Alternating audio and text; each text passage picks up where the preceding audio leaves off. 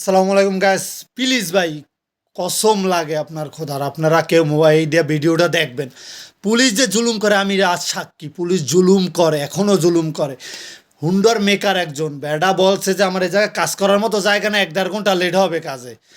এই কথার কারণে ব্যাটারে ধরিয়ে লয়ে গেছে। শোনেন কথাটা। তারপর ব্যাটারে তুমি লেওরার মিস্ত্রি অমুক সমুক কাজ করতে পারবো না, তখন আমার গায়ে পোশাক আছে। বেটা বলছে তো আমি লেওরার মিস্ত্রি হলে আপনি কি লেওরার পুলিশ, মানে বালের পুলিশ? এইটা বলছে বেটা, একবারই বলছে আপনি কি বালের পুলিশ। তো এই কথায় তাগো স্যার আসছে, স্যারে আইসা বেড়ারে দরিয়া লয়ে গেছে। জিজ্ঞেস করলো না যে কী কারণে তুমি, কি অন্যায়, দুইজনের কাছে জিজ্ঞেস করবে, এত মানুষ কেউ কিছু বললো না। তো এটা কোন দেশের রায়?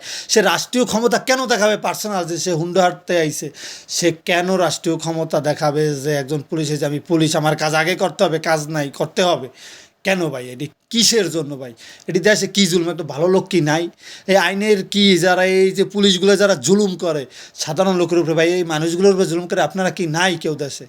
হ্যাঁ, এই যে এত কয় বছর ধরে জুলুম করে মানুষ একটু শান্তিতে বাঁচতে চায়, কিন্তু পারতে আসে না। সে আইসা বেটারে ধরিয়ে লয়ে গেছে, অফিসার আইসা ছাড়া 5-6 জন পুলিশ এই বেটারে গালাগালিও করছে। আমি নিজে সাক্ষী, বেটারে ধরিয়ে নিয়ে গেছে হুদা জায়গায়।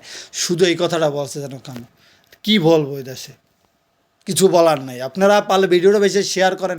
শেয়ার করার আপনার ভালো একজন লোকেরে দেখান যে এডি কী দেশে। আমি ভিডিও করতে চাইছি, ভিডিও করতে পারি না, তো আমারই ধরিয়ে লই যাইব। আমারেও তো ধরিয়ে লই যাইতে পারতো, কেউ তো বাধা দেবে না, তুই ভিডিও করছিস কে?